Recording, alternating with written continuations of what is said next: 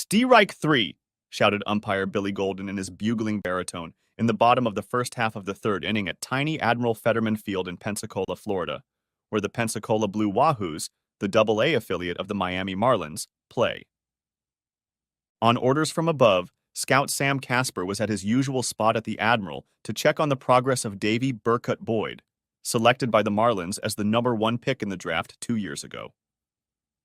It was the Scouts' second trip to Pensacola this season. It seems the big club was hoping that last year's premium kid would be ready for the show by September, and trusted the judgment of none other than Casper, who has been scouting for them for 18 years. In Casper's opinion, Boyd, who was posting a nice .286 batting average with 12 homers and 36 rebounds in mid-June, has so far justified the $1.75 million bonus the Marlins paid him when they signed him last year. The 24-year-old 6'4", 240-pound player can hit at a medium pace, hit for power, play first base, and run like the wind, Casper believes, making him perhaps one notch below the potential of Mike Trout of the Angels, whom most people recognize as the greatest player in the game. Boyd exuded confidence as he took the field as the third batter in the inning for Pensacola. His long, wavy blonde hair poked out from under his helmet, his large biceps and triceps tight against the short sleeves of his uniform. Almost all the women in the tiny gym straightened up and paid more attention to the batter.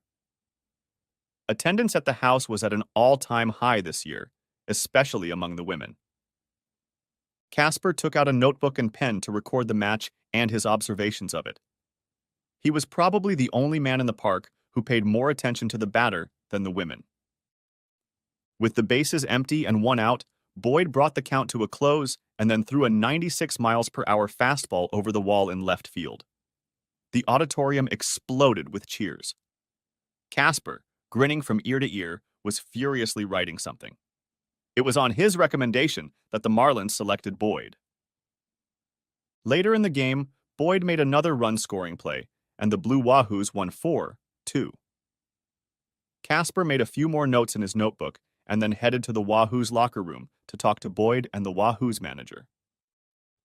Alyssa Graber and Tracy Strickland sat at a corner table in the upscale La Scala restaurant, eating a slice of cheesecake each and washing it down with a shot of Galliano.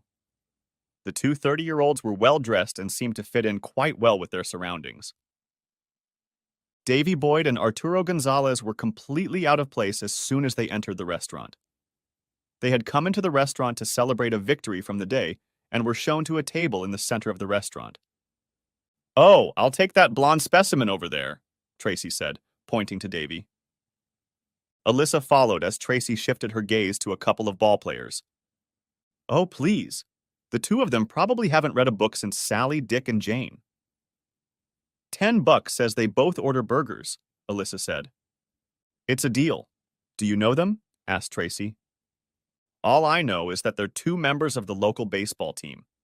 Your fantastic boy is their bonus baby. We have a big deal to sign." Handsome and rich. That's always a good combination," Tracy said, and a slow smile spread across her face as the pair of athletes looked at the women. "Doesn't it bother you that they might be young enough to be our younger brothers?" asked Alyssa. "I don't want to buy it, just rent it for a while," said Tracy, flashing her perfect white teeth in the direction of the players. "Would you look at that?" turned Davy to Arturo. "A couple of cuties just waiting for company." Davy, as a player with a big contract and a bonus, shopped as he usually did when he went out with his teammates. He beckoned to the waitress and asked her to bring 2 more drinks to the women at the corner table. "Did you know that both of these women are married, and the one with the shorter hair is the wife of Mayor Richard Strickland?" the waitress asked. "That's all right," Davy replied. "I just want to buy them a drink, not rent for the evening." The waitress smiled and did as she was asked. The players watched the waitress deliver the drinks and then tipped their shot glasses toward the women. The women tipped their drinks back. The players ate their hamburgers as they watched the women talk. "Damn, boy, aren't you already entertaining that pretty blonde?" asked Arturo. "What's your point, Artie? We're friends, not married.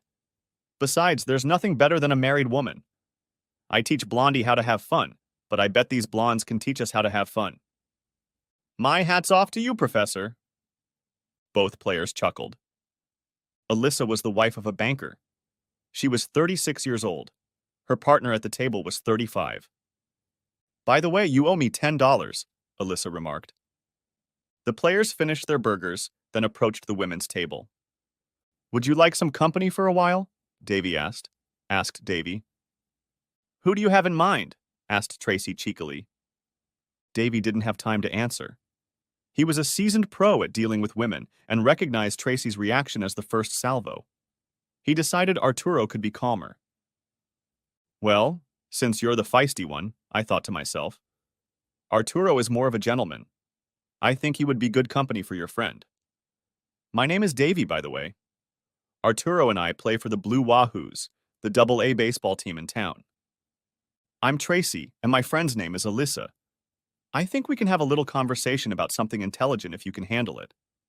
Arturo seems like he can handle it. Maybe he can cover for both of you. Whoa. Ouch, Davy said. The four enjoyed each other's company, taking a second drink and sitting around for about 2 hours. Before they parted ways, Davy asked for and received Tracy's phone number.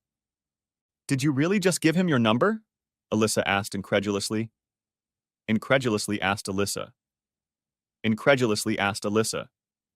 You do remember you're a married woman, right?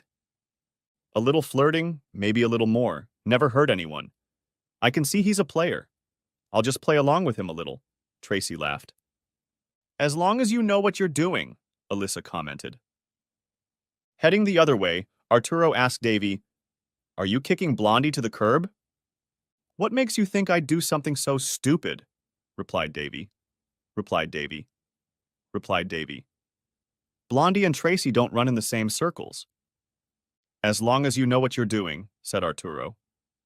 Blondie, as the two Wahoo players called her, was actually a 20-year-old Pensacola native named Jenna Wyatt. She showed up outside the team's locker room after the first game, and she and Davy haven't parted ways since. Jenna was hardly an innocent townie. Although she had only been out of high school for 2 years, her number was already double digits. She was young and not shy about pursuing what she wanted. At the moment, she needed a baseball player. Jenna was waiting for Davy the day after the game. They left the park and headed to the house Davy was renting, stopping for pizza. After dealing with the pizza and having a couple beers each, Davy and Jenna retreated to the master bedroom where there was a queen-sized bed. That's where they got down to it. Tracy didn't recognize the number that popped up on her phone's display at first. Then she remembered that she had given her number to that young ball player 4 days ago. She giggled loudly. She didn't think he would actually call, since he knew she was married. He's either incredibly brazen or incredibly stupid, she thought, as she hit the answer button. Davy, how are you doing?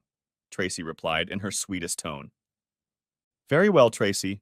I was just sitting in my room thinking about tonight's game when you came to my mind, and I decided to call. Are you home or on the road?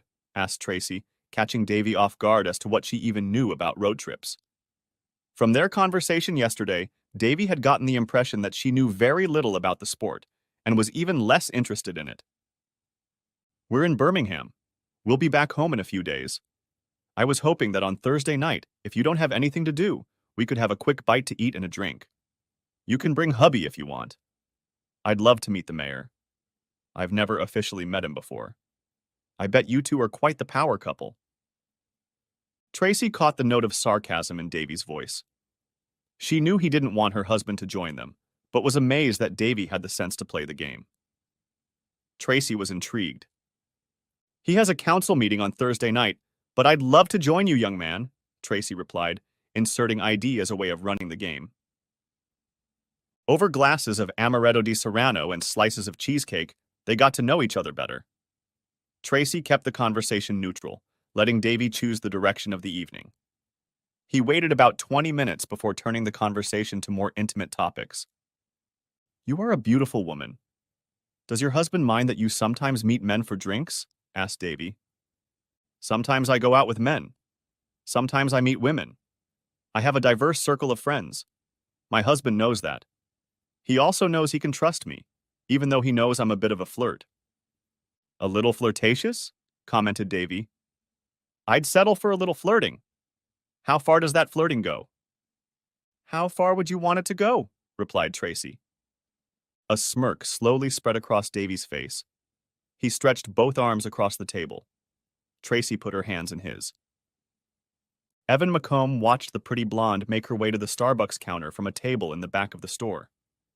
He noted the light freckles on the bridge of her nose and the light in her hazel eyes. He also noted that her miniskirt only went halfway down her slender thighs. He knew she came here regularly and waited for her. It took about a month before he worked up the courage to finally speak to her. Nay! He got up from the table and lingered at the door waiting. When she approached, Evan took a step forward and introduced himself to her. Surprised at first, the girl reacted positively to Evan's introduction. She had seen him before in the store and was impressed with his appearance and the way he fit in his suits. They walked back to the table Evan had left and talked for about 5 minutes, after which Jenna said she had to get back to work. Evan handed the girl his phone to put her number in his contacts. Evan practically floated back to his job as an accountant. His co-workers noted that the usually unimpressive accountant seemed to hum as he moved around the office. Around 4 in the afternoon, Evan's boss, Phil Cunningham, walked into his office and asked if he had won the lottery. Today I got the phone number of the future Mrs. Evan McComb, stated Evan. Phil had been Evan's boss for 2 years now. He liked the young man, but he had never known him to speak so positively about his relationship with a woman, especially when they hadn't even gone on a date yet. Evan called Jenna the next day. They had arranged to have dinner at one of Evan's favorite seafood restaurants the following Saturday night. Evan ahed when Jenna opened her apartment door in her version of a black dress. So can I take that as a sign of approval, or are you having an asthma attack? Offered Jenna. It's definitely a sound of approval. But now I'm worried because I didn't bring a baseball bat with me to fight off the guys hitting on you. Jenna giggled, and Evan was sure it was the most beautiful sound he'd ever heard. They had a lovely dinner and a great conversation. Naturally, throughout the evening, Jenna compared Evan to Davy. While Davy won in most physical aspects, Jenna found that Evan was far from a troll, and she had to admit to herself that she seemed to match him on a much higher level than she did Davy. Nevertheless, she and Evan hadn't talked about their acquaintanceship since this was only their first date. They might have to discuss it sometime in the future, but right now they were just enjoying each other's company. The evening ended with a chaste kiss at Jenna's door. The next evening didn't end with a chaste kiss at Jenna's door. Tracy was pleased with how her relationship with the young athlete was shaping up. He turned out to be more educated and well-read than she had anticipated, and they enjoyed spending time at a nearby museum and the opening of an art exhibit. At the exhibit, they ran into several friends of Tracy and her husband, and Davy was surprised at how calm Tracy was about appearing in public with him. Although Tracy seemed as conservative as her husband, she knew that in another time and place, she might well have been a wilder woman. None of Tracy's friends seemed upset or surprised that she was dating a young athlete, although the pairing was perplexing to the women's husbands. Virtually all of her friends knew that Tracy was a badass flirt, but to her male friends it seemed over the top. Some of them wondered how much her husband, the mayor, was aware of her latest flirtation. In fact, Mayor Richard Strickland knew next to nothing about his wife's latest adventures. Despite her tendency to take flirting too far for his taste, he always trusted his wife to draw a line in the sand at the right moment. For the first 11 years of their marriage, Tracy had been the well-meaning wife of a prosperous attorney, and a little over 2 years ago, the attorney had decided he needed to become mayor of the small town in which they lived. At 41, Richard was 6 years older than his wife, but, like her, looked younger. His short brown hair showed no signs of graying, and regular gym sessions gave him a trim and somewhat muscular physique. By all accounts, he was a good-looking man, although he fell short of his beautiful wife. There was little competition in the fall election, with Richard receiving about 2/3 of the vote. Most of his constituents seemed confident that he would bring the same solid work ethic to the job of mayor that he had brought to his career as a lawyer. Like most mayors, Richard had a lot of meetings, and he probably hadn't spent this much time at work since he started his law firm career. Some of his friends wondered if he was spending too much time on the mayoralty to the detriment of his marriage, especially when they saw Tracy on a date with Davy. Tracy was the executive director of a nonprofit organization in town. Her job only took up 30 hours a week, which allowed her to have a free social life and still be present in the community. It was not uncommon for Tracy to have lunch each week in the presence of some influential business leaders. In recent weeks, Tracy and Davy had begun exchanging light kisses in public. Tracy had noticed that this was hardly surprising in some companies. She realized that it was only a matter of time before Davy became her first lover. Although she admitted to herself that she knew it was wrong, her growing lust for the young man overwhelmed her guilt. Although deep down she truly loved her husband, lustful feelings made her feel it was her duty to do so. Jenna felt no guilt after the couple had just engaged in it for the first time. Mayor Richard Strickland and 3 other men sat in a dark corner of the city's only upscale Hungarian restaurant. They were working out the details of financing for a distribution center they were going to open in the city. The distribution center could potentially bring several hundred jobs and tax revenue to the city. He needed to stay extremely focused for the meeting. His focus waned a bit, however, when he saw his wife, accompanied by the city's baseball star Double A, slip into the restaurant and be escorted to a table in another part of the diner. And that pretty boy is a big son of a bitch, the mayor thought to himself. She's getting more and more brazen lately. He gave himself another 5 seconds to mull over what he'd seen, then tuned back into the meeting. Davy was more animated than Tracy had seen him before. He was today's hero. 2 home runs, 3 hits, and 3 RBIs, he told Tracy. She had no idea what this handsome young man was talking about, but she knew from his smile, the liveliness and the light in his eyes, that it was something good. She knew tonight would take their relationship to the next level. Throughout dinner, Davy grew softer, and Tracy watched his transformation with quiet pride, feeling that she had a hand in shaping this young man's personality. "How about we order dessert?" asked Tracy, giving him her trademark smile. "Richard won't be home until midnight. We won't have more than 3 hours to eat this dessert." "Hell yeah," Davy enthused. 15 seconds later, they were at it. Richard Strickland, half pacing, half staggering, entered his house at 12:30 a.m. feeling like a conquering hero. His presence and work had brought a distribution center to his town, creating many jobs and increasing tax revenues. The deal was sealed over a gourmet dinner and many drinks at Magyar's, an upscale Hungarian restaurant. Now, as he slowly climbed the stairs, he remembered what he had seen in the restaurant: his wife in the presence of the city's star player, Davy Boyd. As the executive director of a major city nonprofit, Tracy could have been with the player for any number of legitimate reasons. But if she had been, his very organized wife would have told him beforehand. He couldn't remember a single conversation in which she'd told him she was going to meet with Boyd. Richard knew his wife was a big flirt, and he had every reason to be, but he also believed that her flirting was just flirting and nothing more. Every once in a while during their 10 years of marriage, he had his doubts, but every time he did a check, Tracy turned out to be innocent. He hoped that would be the case this time. Tracy was the smartest paralegal Richard had ever hired at his law firm, Atterbury Salerno Strickland LLP. They started dating a year later and married a year after that. She left the law firm right after they started dating and started working for a nonprofit organization a few months after she and Richard married. Richard was 31 years old when they married. Before meeting Tracy, he had had 2 long-term affairs. He was a handsome, successful attorney, and finding a woman to date was not difficult for him. Tracy's flirting occasionally became a point of contention in their marriage. Her husband had told her more than once that in their place in urban society, her flirting was very disrespectful to him. "Cut it out, Richie. You know I don't mean anything by it. I'm just having fun," Tracy said. "Please think about my feelings sometimes, Tracy," Richard replied. Richard slowly undressed in the darkness of the bedroom so as not to wake his wife. He slowly climbed under the covers and snuggled up to Tracy, first smelling her skin and then her hair. The smell of soap and shampoo was still strong, meaning she had showered before going to bed. Since Tracy didn't usually shower before bed, Richard realized that his wife was no longer alone. He turned in bed so that his back was to his wife.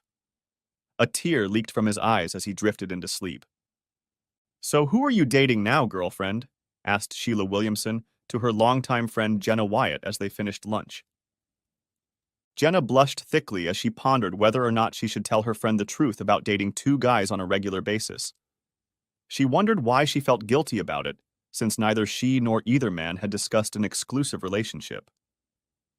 Perhaps it was the fact that Shayla had known her long enough to realize that in her 20s, Jenna was far from a virgin. Shayla saw the deep blush and realized what it meant. "So I guess it's not a matter of who, but how much," Shayla giggled. "Come on, spit it out." Jenna looked at the floor before turning to face her friend. She told her about Davy and Evan.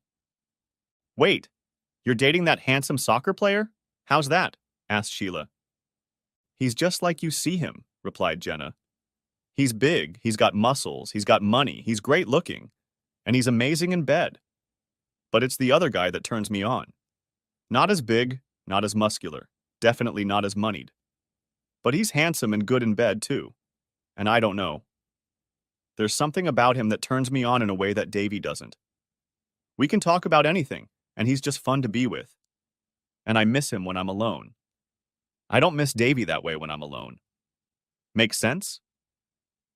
"That sounds suspiciously like love, babe," Sheila said. "You need to see if you can lock him up before he goes off to someone else. A baseball player may be fun, but love is gold. Hurry up and claim it for yourself, Jenna." Jenna looked straight into her friend's eyes. She could see that Sheila was completely serious. "Sometimes when Davy calls, I realize he just wants to have fun," Jenna admitted. "Evan wants to be with me." There's your answer to that question, Jenna. Despite that conversation, Jenna didn't hesitate to say yes when Davy called and set up a date 2 days later. He had sent a ticket to the game, and they were to go on a date afterward.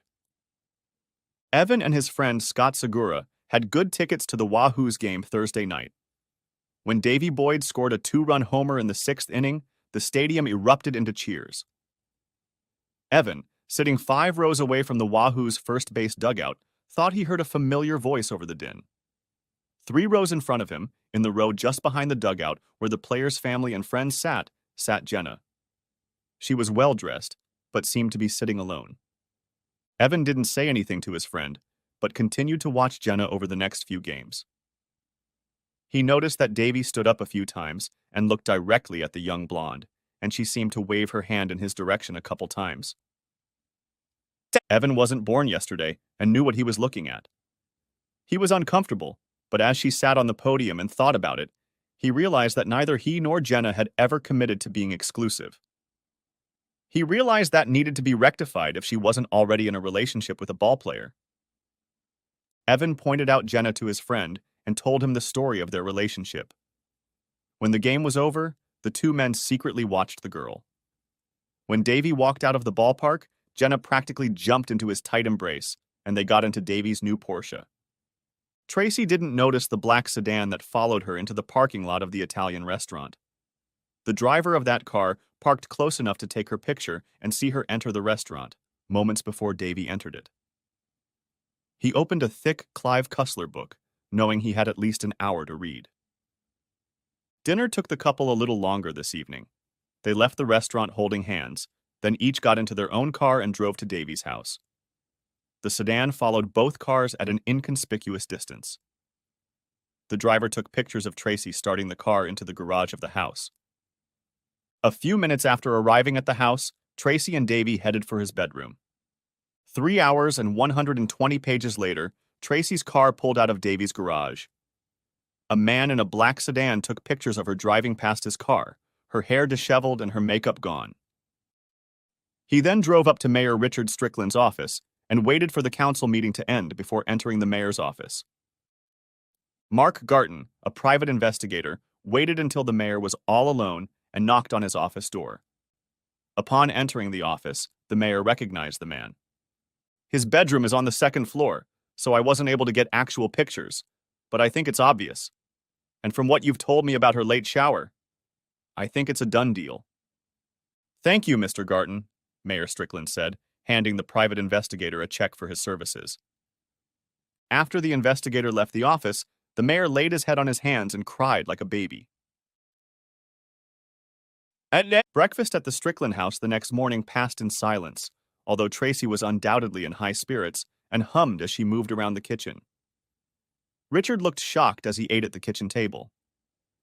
You don't look well, dear. We have an Alka-Seltzer pill in the bathroom if your stomach is not right, Tracy said. I have a gun in the gun safe that will make me feel better too, the mayor thought to himself. Tracy saw no indication that the mayor was more than guessing what she was up to.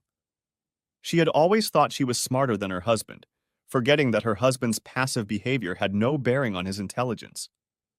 Tracy believed that she genuinely loved her husband, but at the moment she thought she deserved her affair with the young ballplayer. Her husband was perfectly adequate in bed, she thought, but Davy was at least 2 notches above, and she deserved it. She knew she was technically doing the wrong thing, but it felt so good that she didn't feel guilty. She knew it was a cliché, but her affair was really just about having great fun. When it was over, she would be a loving and caring wife again. Richard watched his wife move around the kitchen and hum merrily, feeling increasingly irritated. He noted that he and Tracy had not had intimacy in about a month. As in many other families, the wife was in charge. The couple hadn't really discussed having children before the wedding, but about 2 years after the wedding, Tracy had decided that she didn't want children. She and Richard had several tense discussions on the subject, but eventually Tracy got her way, and Richard had a vasectomy. Busy with work and dating 2 men at the same time, Jenna hadn't noticed that Evan hadn't called her in a week. The next week, it suddenly dawned on her that she hadn't heard from her second suitor. By the time Jenna got home, it was too late to call Evan, but she called him the next day during her lunch break. It was the first time she'd ever had to call the young accountant. Did I do something wrong, Evan? Asked Jenna when Evan answered on the third ring. Evan carefully weighed 2 possible options. Tell Jenna that he knew she was dating Davy, or just forget about the relationship. For 10 seconds, there was silence on the line. Jenna, I know you're dating both that star baseball player and me.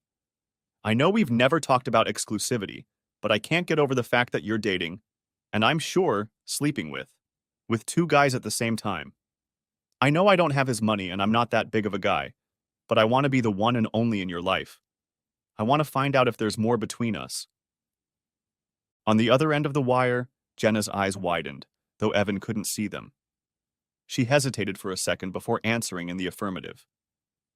How about we celebrate our new arrangement this Saturday night? Said Evan. This time, Jenna didn't stutter and quickly chimed in. Yes, yes, yes. A few days later, Davy asked Jenna out on a date. She politely turned him down, saying she was now dating another man exclusively. Well, that's great for you, but it shouldn't concern us, should it? Asked Davy. It's not like we were looking for Brad and Angelina. We were just having fun. Can't that last as long as you're dating this guy? I'm sorry, Davy. Evan's not that kind of guy, Jenna said. And I won't cheat when I make a commitment. I had a good time with you, but I think it's over between us. Well, okay. But if you change your mind, you have my number. Love you, Davy. I hope you have a great career. Sam Casper had the honor of telling Davy about his September call-up to the big leagues by the Miami Marlins. One afternoon in late August, he showed up at Fetterman Field a few minutes before game time. Hey, Bubba, my name is Opportunity, and I'm knocking, Sam said as he approached Davy in the Wahoo's locker room. Really, Mr. K? Said Davy enthusiastically. The older man smiled and nodded. Hell yeah, I answer, shouted Davy as his teammates gathered around to congratulate him. The next day, Davy's call made the local news. Richard Strickland read the newspaper article with interest. He still loved his wife but was unsure of his next steps. He called his former law firm partner, Rick Salerno. A week after Davy was drafted into the Army, Tracy's hormones ran wild. She heard her husband in his office and realized it had been quite some time since they'd been at it. She tried to remember the last time it had happened and concluded that she and Richard hadn't had intimacy since she had started doing it with Davy. She and Richard used to have a vibrant life, Tracy remembered. When had that happened? When was the last time she and Richard had even hugged? Had she really become so detached? For the first time since the affair began, Tracy felt guilty. The young player was short on pitchers in the majors, and he hadn't been in the hot seat enough to pick up a woman yet. "Hey, kid, could you get away for a couple days this weekend?" "I really miss what we had," Davy said when Tracy answered the phone.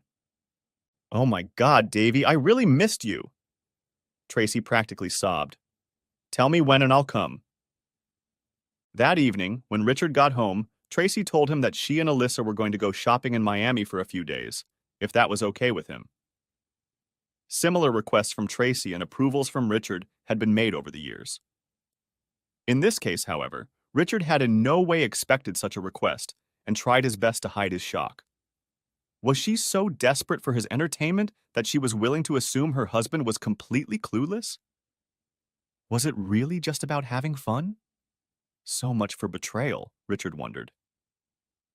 Richard tried to hide the deep breath he needed to take, but then agreed. Tracy had just given him the ultimate answer, he thought. Tracy took a cab from the airport to the apartment Davy was renting. She threw herself into the young man's arms as soon as he opened the door. "Oh, but I have to go to the stadium. It's really important, babe. We'll have dinner when I get back." "I'm so glad you're here," exclaimed Davy. Tracy felt more energized and alive than she had since Davy had first left. Maybe it was the fact that Tracy was waiting for him at the apartment, or maybe it was the first of many great nights to come. But Davy had a couple hits, including his first major league home run, and scored 3 runs. On the way home, he grabbed some Chinese food and practically swung open the door of his apartment. Tracy was lying on the couch drinking wine. He placed the bag of Chinese food on the kitchen table, where it sat for the next 2 hours before a tired Davy and Tracy finally got to it.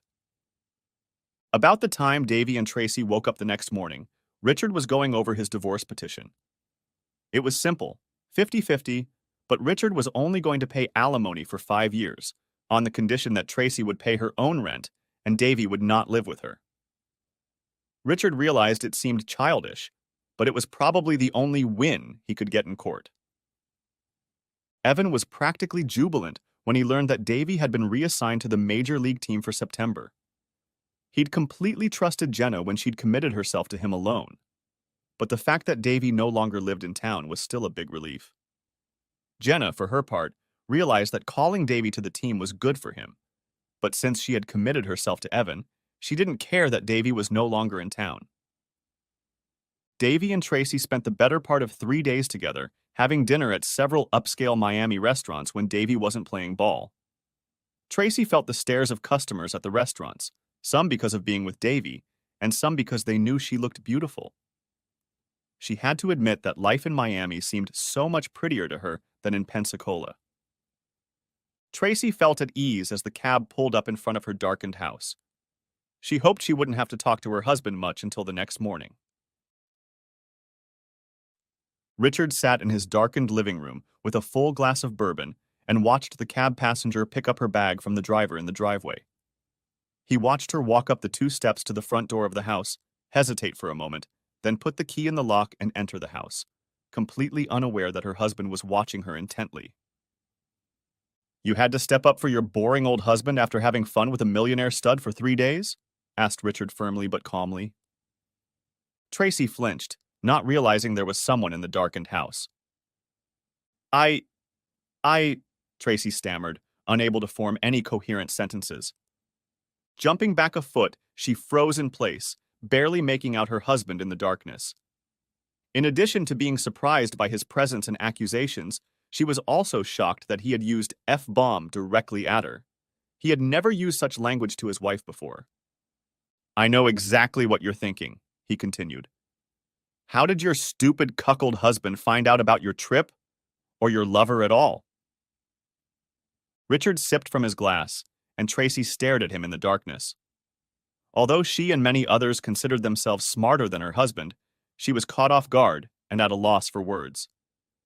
"Don't worry, Alyssa didn't give you away, Richard snorted. I knew you were going alone, but I called her house to confirm. When Glenn picked up the phone, I asked to speak to Alyssa, and he almost fell through the floor trying not to lie to me but to tell me she wasn't there. That's the problem with using a woman with a good and honest husband as a cover. I asked him not to tell Alyssa that I had called so she wouldn't call you to warn you. He felt obligated to keep my secret. Tracy sighed slightly. Since she didn't know exactly how much Richard knew, anything she could say for herself would be imprudent. Silence was the best choice in this case, Tracy knew. Richard knew it too, but the longer she remained silent, the angrier he became. When did you lose respect for me, bitch? When did you stop loving me? Hissed Richard. I never stopped loving you, Richard. It has nothing to do with love. Well, maybe a little, to be honest. Wow. Honesty. What a goddamn concept, shouted Richard to his wife. Richard took another sip of his bourbon. Tracy set her suitcase down and sat back in her chair. Okay if I turn on the light? I want to see you when I talk to you, Tracy said. No, you just want to see my eyes to see if I believe your lies, Richard snapped back. Be careful, bitch. At this point, I know almost everything about your charade. The only thing I don't know is why. I'm not sure I can answer that question, Tracy said. Richie, you know I'm a big coquette. We've argued about this before. You were always afraid I'd cross that line, and I always swore I'd never do it. But I was wrong. There's something about him that's got me, Richie. I can't explain it. He was sweet, and he just had this. And when we started seeing each other regularly, I found out he wasn't just a ball player. He had brains in addition to brawn and talent. I guess I was a little charmed. More than a little, Tracy, Richard hummed. And at the same time, you and I haven't had any fun in about 3 months. And then there was this weekend. Did you even go to a game this weekend, slut? Or was it limited to just having fun? Do you really have to be so rude to me, Richard? Said Tracy. She looked up and saw Richard staring at her intently. I was never rude to you when you were my wife.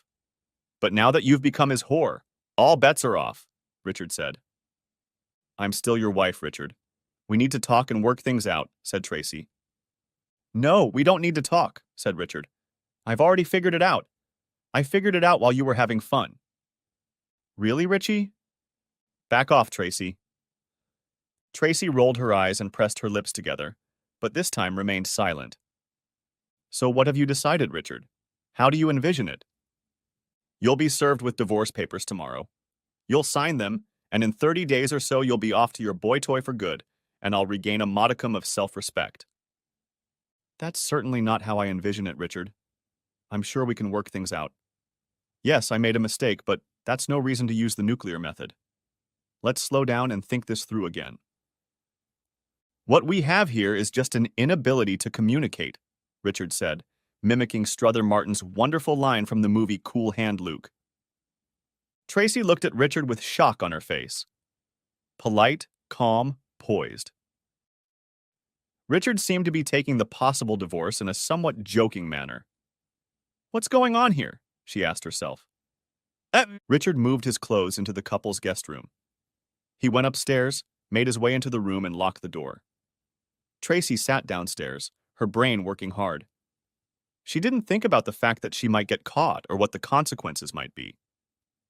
Just as Richard had told her, Tracy had been served with a lawsuit on Monday morning. Even though Richard had warned her, she was sure he would have canceled the case. The fact that he'd gone ahead with it made Tracy a little nervous. The events of the past 2 days had shown Tracy a side of Richard that she had never seen before. For the next few days, Richard focused on his duties as mayor to handle the situation. It wasn't that difficult, though, as he really enjoyed being the mayor of the town. Tracy was coping with what was going on in her life much less successfully. She spent the rest of the day on Monday in something of a daze, and things didn't get much better in the days that followed. Thursday around noon, she received a phone call from Davy. Hey, beautiful. How's it going? Miss me? He inquired. Tracy's heart raced when she first heard Davy's voice. Then real life intervened in her thoughts. Richard knows about us, and has for a long time, she replied in an even tone. He knows about our date this weekend, too. I received a subpoena on Monday. Richard is your husband? Asked Davy almost rhetorically. He fell silent as his thoughts began to race. Since he knows, why don't you just come back here and stay with me full time? Davy said. We'll be back in Pensacola in a few weeks anyway, at least for the winter. Then we'll rent a place in Miami or Jacksonville, depending on where I work next season. It was Tracy's turn to be silent. Now that's the right answer, she finally said enthusiastically. How about we go back to Miami on Saturday? That's great, babe. I'll see you then. Just text me the details. Tracy put the phone away and sat in silence. It didn't take her a minute to admit to herself that while she still loved her husband, her feelings for Davy had grown so much that she was going to leave Richard for the young ball player. I'm sorry, Richard, she muttered to herself.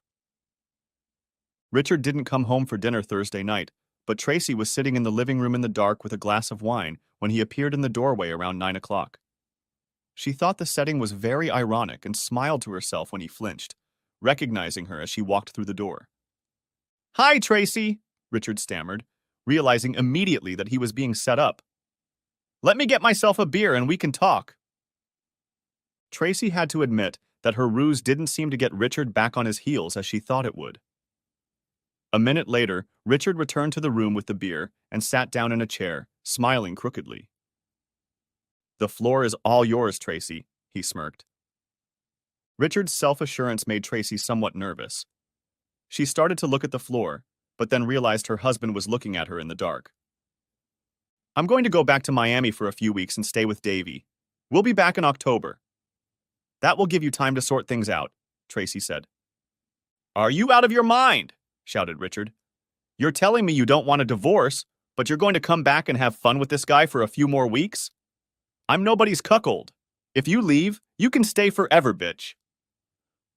Richard jumped up from his chair, poured his beer into the kitchen sink, and raced into the guest room. Tracy smirked behind his back, truly believing she had regained her power.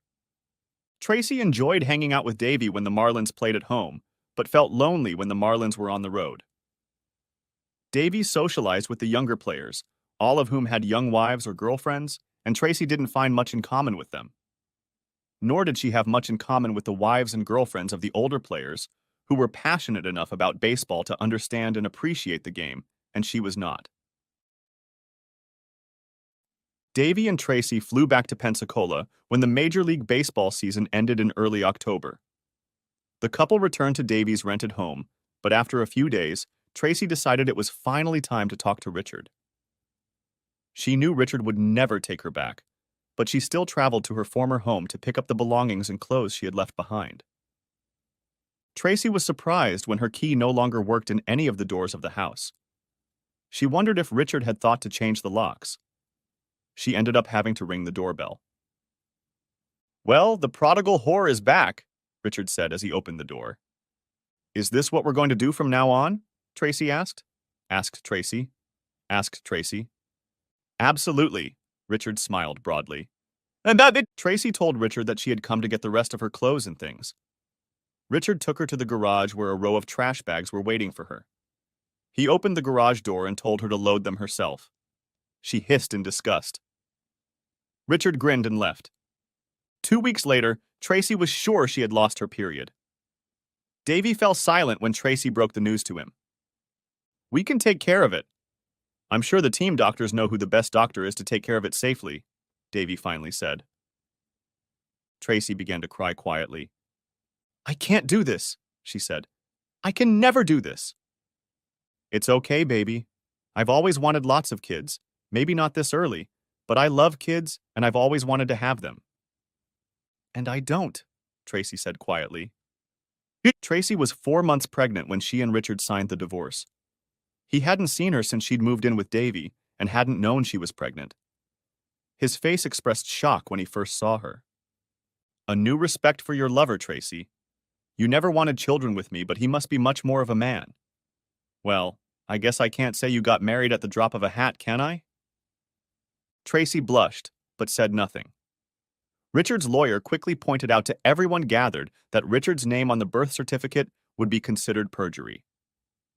Davy knows she's his and has already committed to paying for the birth and the baby, Tracy said quietly. The following season, Davy was reassigned to AAA Jacksonville. Since Tracy was already 7 months pregnant by the time the season started at AAA, she and Davy decided it was best for her to stay in Pensacola until the baby was born. Davy rented himself a small apartment in Jacksonville for the time he couldn't get home between games when the team was home. June 27th dawned bright and sunny in Pensacola.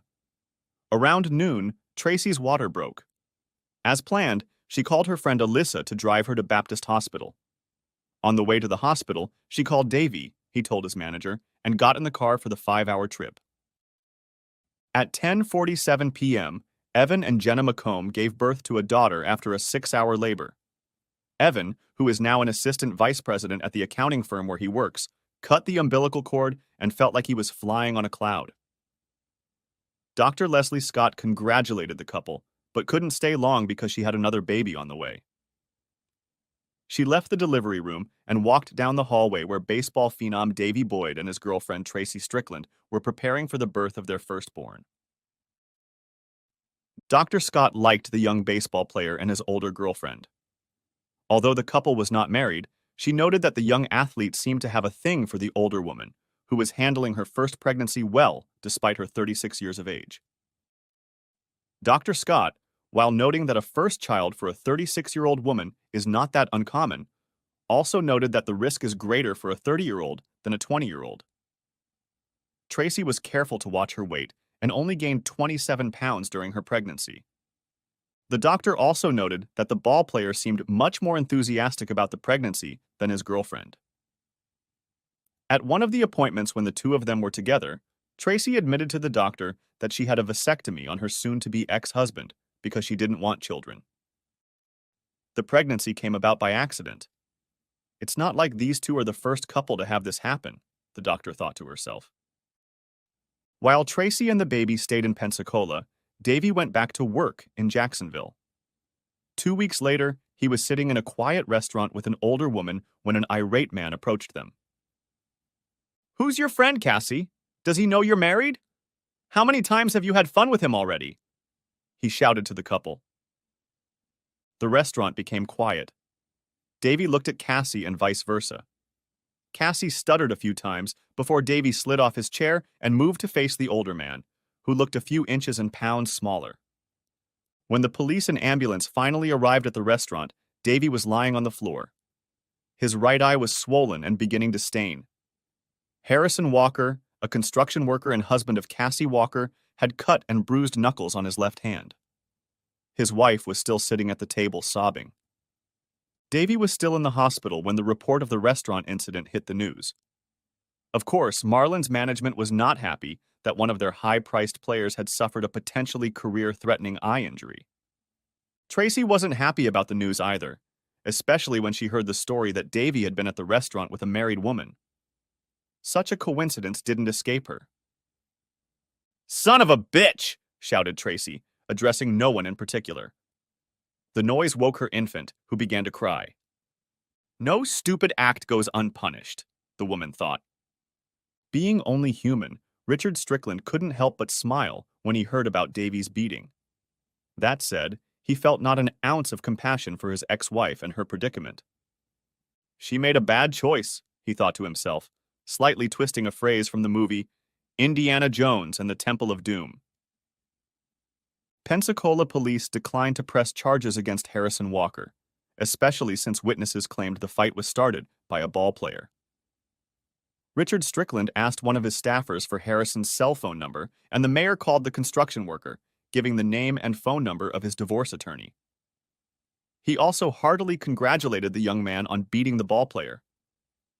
2 weeks later, Tracy and the baby, whom the couple named Frederick after Davy's favorite player, Freddie Freeman of the Atlanta Braves, moved into a smaller apartment that Tracy was renting. Tracy had her attorney contact Davy to make arrangements for child support and visitation. She was still collecting child support from Richard. As fall turned to winter, Marlin's management was very concerned that the blurred vision in Davy's right eye was not going away. Insurance covered the contract, but nothing could make up for the player's potential. Hits, home runs, runs scored. Life as a single mom took a toll on Tracy both mentally and physically. After her divorce from Richard, she had lost a good portion of her friends, and the few that remained seemed unwilling to socialize with a 30-year-old woman with a child. She had lost only half of her baby weight before leaving Davy, and in the 14 months of living on her own, she had gained about 15 more pounds. Her chic closet no longer fit and was pushed to the back of her closet and drawers, replaced by mom jeans and bulky sweaters.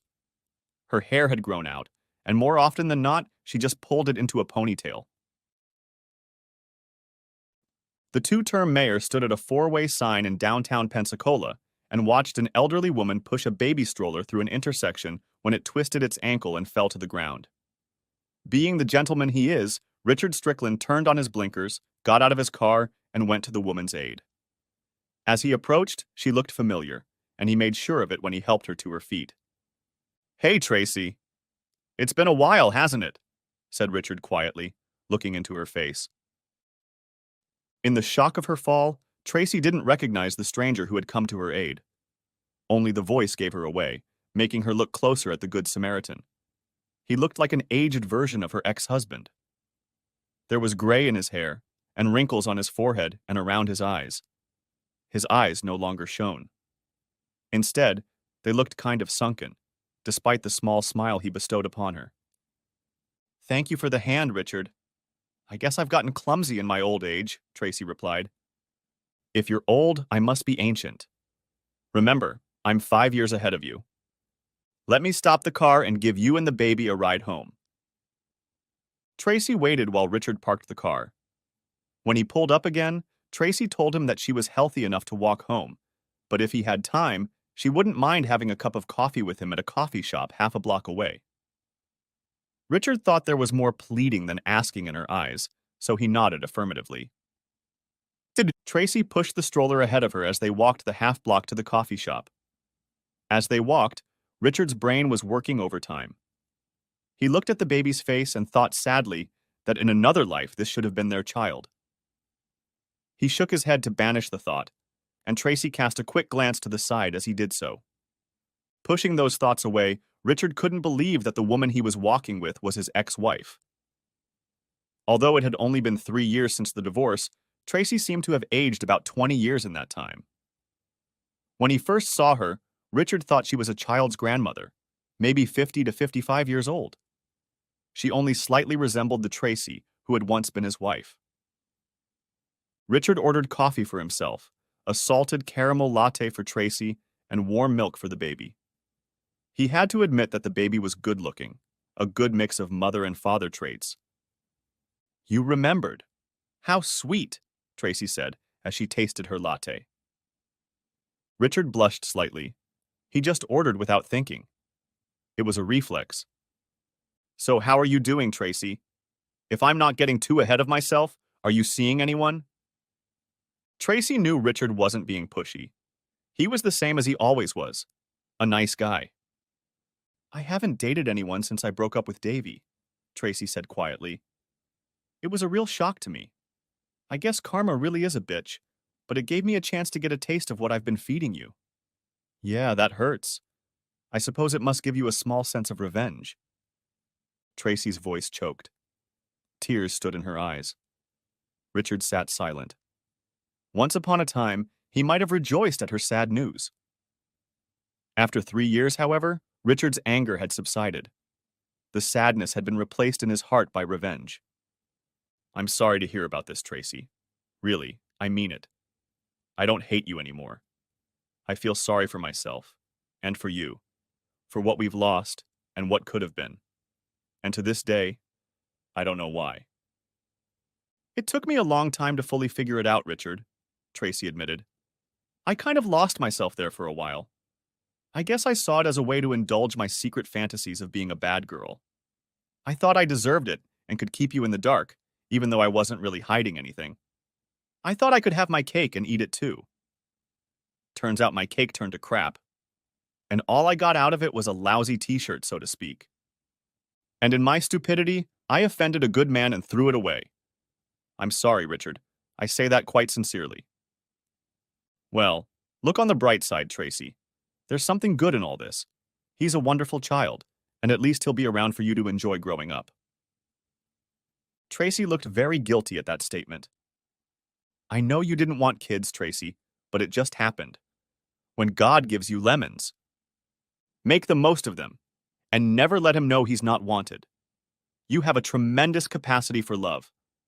I know that firsthand. Tracy began to cry quietly. After a moment, Richard handed her the handkerchief he had in his pocket. Of course, Tracy thought to herself. What about you, Richard? Is there someone in your life right now? Please tell me I haven't messed up your attitude toward all women. There's no one right now, Tracy, but I'm an optimist. You know that, Richard said. I guess I'm still a little fearful. Someday, I'll come to my senses. Tracy lowered her eyes to the tabletop so Richard wouldn't see how guilty she felt. Richard felt awkward. It was time for him to leave. He got up to leave, but Tracy put her hand over his arm to stop him. Richard took the hint from the many years he had spent with Tracy in the past and sat back down. Richard, what's the chance? I mean, you're alone. I'm alone. I know I screwed up once with the best guy a woman could ever dream of. But I won't make that mistake again if you give me a second chance. I can promise you that. Tracy raised her eyes and looked directly at Richard. He stared into the distance with a millennial stare for 5, maybe 10 seconds before he showed any emotion, and only then furrowed his eyebrows. God, you can't believe how much I loved you, Richard whispered, causing Tracy to lean closer to him.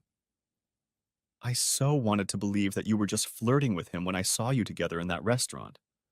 I always knew I wasn't a Greek god, but I truly believed you loved me, maybe even loved me as much as I loved you.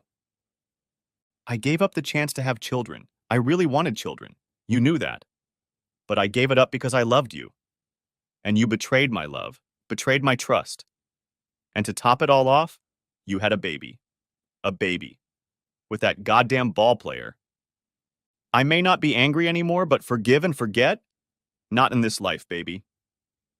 Richard got up and walked away. The end. Thanks for watching. I hope you enjoyed it. So subscribe to my channel and watch the next video.